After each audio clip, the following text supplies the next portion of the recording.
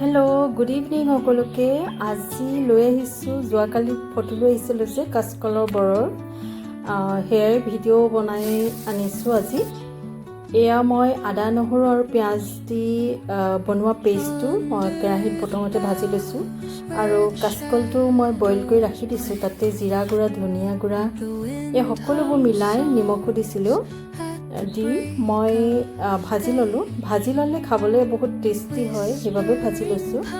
এতিয়া তাতে মিলাই দিলোঁ আৰু নিমখ অকণমান কমকৈ দিছোঁ, যিহেতু মছলাত মই নিমখ দিছিলোঁ।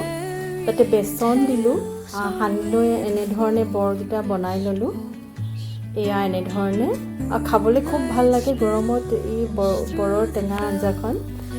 আৰু সেইখিনি তেলতে পিঁয়াজ দিলোঁ, দি অকণমান দালি বইল কৰি থৈছিলোঁ সেয়াও দিলোঁ, জলকীয়া ফালি দিলোঁ আৰু পানী দি উতল অহাৰ পিছত মই টেঙা মৰাখিনি দি দিলোঁ এনেধৰণে। আৰু তাতে বৰকেইটা দি আকৌ উতল আহিবলৈ দিলোঁ আৰু একেবাৰে শেষত মান ধনিয়া দিছোঁ দেই। সেয়া